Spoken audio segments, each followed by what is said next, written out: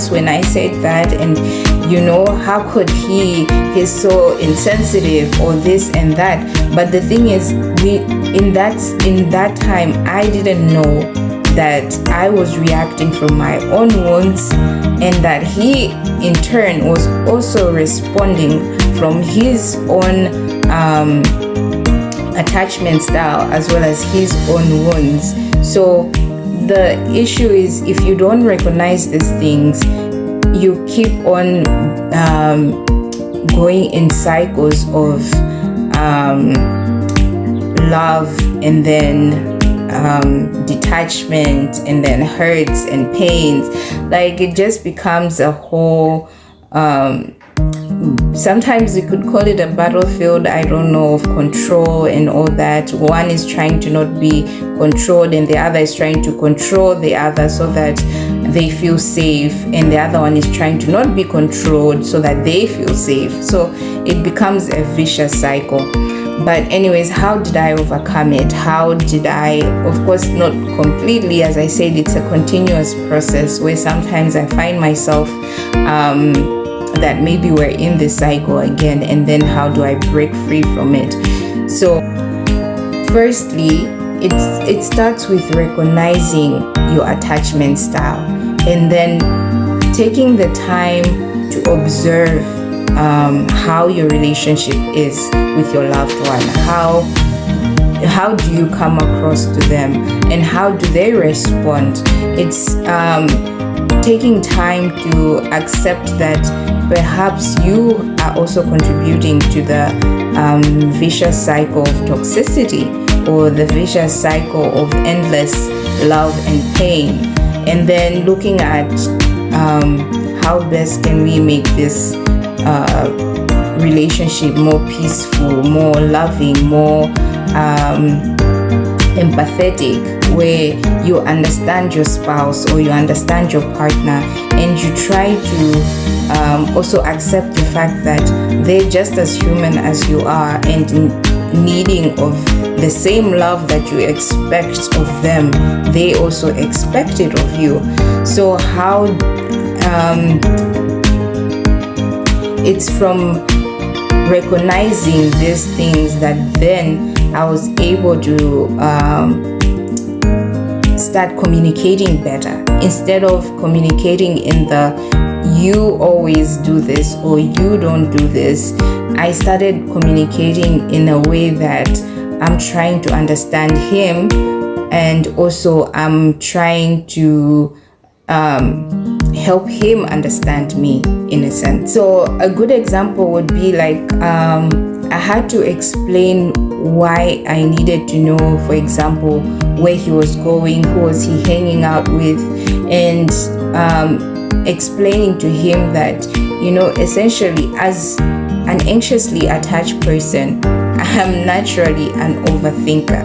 So if you don't communicate with me, I'm going to start filling in the gaps myself with information that I have. So this information could either be good or bad, depending on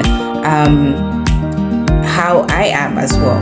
So if you don't communicate with me, I'm going to make assumptions about where you are, what you're doing, and who you're with. So to avoid me overthinking and drawing the wrong conclusions, can you please communicate with me?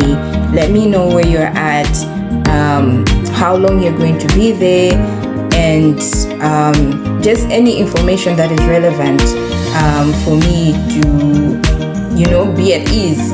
And I would say that because at the end of the day, I would start to get worried. If, say, for example, he doesn't communicate with me where he's going, or how long he's going to be there. And so sometimes I would end up being stuck as well. Stuck in the sense that if, say, for example, I needed to do a certain thing, and that thing maybe depended on his presence, and if, say, he doesn't communicate with me where he's going and how long he's going to be, then I would be stuck with that activity, because I wouldn't know now what to do or when to do it. Because if, say, for example, I needed us to go to a certain place by 7:30 and he doesn't communicate with me what time he's going to be back, then it would leave me more anxious now for wherever we're supposed to go. And if perhaps we're supposed to meet a certain group of people, then now I'd be anxious about what to tell those people and to explain to them where my partner is or why he can't be there, and so on and so forth. But generally, I think the best way that I have had to overcome this has been through communication, has been through accepting that sometimes what I might ask for might sound silly, and it's okay even if it sounds silly, but it's something that I need, and I hope that he will be able to meet that need so that we can have the peace and harmony in our relationship. So that's what I can say in terms of how I've overcome it as a partner, as a wife, as a spouse to my husband.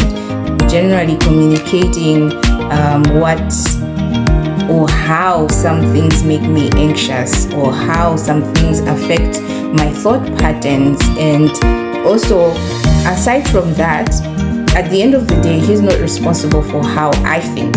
So I've had to also do the work there of reassuring myself, or rather of having good thought patterns as well. That basically, just because he's out there doesn't mean he's misbehaving, or whatever thought patterns I might have had. I've had to rewrite those thought patterns as well, that so that at the end of the day, I've gotten reassurance of where he is, and I have to choose to trust his word for it. And in so doing, it's given me the peace to also get myself busy with other things. It's gotten me to focus on, so like for example, if he says he's going out with his friends, then that could give me space to also go out with my friends, or that could give me space to work on I love watching YouTube. I love watching sermons on YouTube, things, educational platforms and whatnot. So it's like when he's away now, it's like my time for me to also either develop myself, whatever can help me to pass the time as I wait for him to come back. So that's what I can say in terms of being anxiously attached as a wife. Now looking at being anxiously attached as a mom, as a parent, how does that, or how has that affected me? How does it look like for me? So again, being anxiously attached and wanting to be in control meant that I wanted to be in control of the outcome, or how the kids would turn out, but at the end of the day, we're not in control of what the future holds. We're only responsible for guiding them, or guiding our children through the right path, whatever or however that might look like for you. So at the end of the day, we can't really control who they become or what they do in life. We can only maybe perhaps influence, but ultimately the decision at the end, the choices that they will make later on in life, is solely going to be dependent upon themselves. And of course, we do not know what story God wrote for them, so we can't really change much or do much. So I think I wanted to be so much in control of so many things, how they dressed, how they behaved, what they ate, when they ate it, and so on. So I even how much they ate, one of those things like finish your food.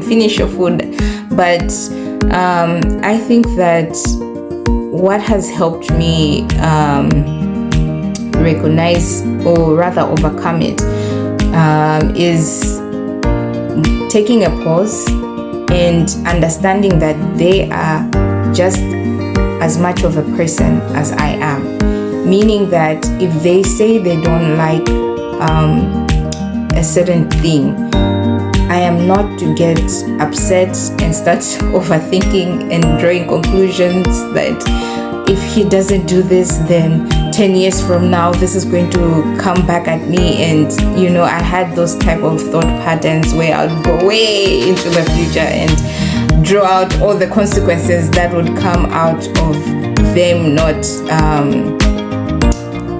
being controlled, or them not being manipulated, or them not being shamed into doing things, or being guilted into doing things, because I also found out that most times we as parents will be anxious about how our children will turn out, because we fear what people might say about us, about how we raised them, about us as a parent.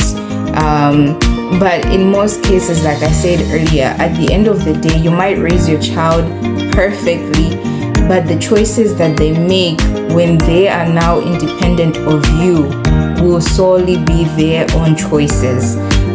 Of course, the Bible does say that we should raise them up in a godly way, and they will never depart from it. Those are not the exact words, but something along those lines. So at the end of the day, you might have the influence, you might guide them in the right way, but ultimately, at the end of the way, at the end of the day, free will prevails, I guess. And again, God's will does prevail. So we do not know what was written about them. We do not know what God has in store for them.